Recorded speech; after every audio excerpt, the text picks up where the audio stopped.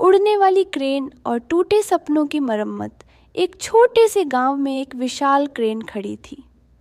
लोग इसे उड़ने वाली क्रेन कहते थे क्योंकि ये कभी कभी रात में हवा में उड़ती हुई दिखाई देती थी। लेकिन यह सिर्फ एक कहानी थी और गांव के बच्चों को इससे डराया जाता था। आर्या नाम की एक लड़की, जिसे मशीनों का बहुत शौक था, हमेशा इस क्रेन की सच्चाई जानना चाहती थी। एक रात जब पूरा गांव सो रहा था, वह चुपके से क्रेन के पास गई। जैसे ही उसने उसकी सीढ़ी चढ़ी, क्रेन ने अपनी बड़ी बड़ी आँखों जैसे हेडलाइट्स खोल दिए और एक गहरी आवाज़ में बोली, तुम यहाँ क्या कर रही हो छोटी लड़की?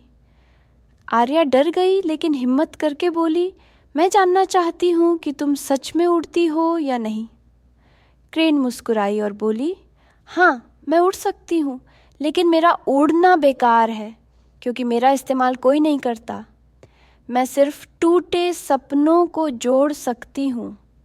अगर तुम चाहो तो मैं तुम्हें अपनी ताकत दिखा सकती हूँ।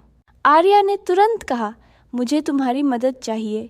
गांव में बहुत सारे टूटे खिलौने और चीज़ें हैं, क्या तुम उन्हें ठीक कर सकती हो? क्रेन ने अपने पंख जैसी विशाल भुजाएं खोलीं और कहा, चलो मुझे दिखाओ। आर्या और क्रेन ने मिलकर गांव के पुराने टूटे झूले, खिलौने और यहाँ तक कि एक पुरानी चक्की को भी ठीक किया। क्रेन ने अपनी जादुई भुजाओं से चीज़ों को उठाकर नई जान दे दी। सुबह होते ही गांव वालों ने जब अपने चारों ओर चमचमाती चीज़ें देखीं तो वे हैरान रह गए। आर्या ने उन्हें सब बताया और अब गांव में क्रेन को एक डरावनी चीज़ नहीं बल्कि एक दोस्त माना जाने लगा। क्रेन ने आर्या से कहा, तुमने मुझे मेरी ताकत का सही इस्तेमाल करना सिखाया। अब मैं तुम्हारे हर नेक काम में तुम्हारी साथी बनूंगी।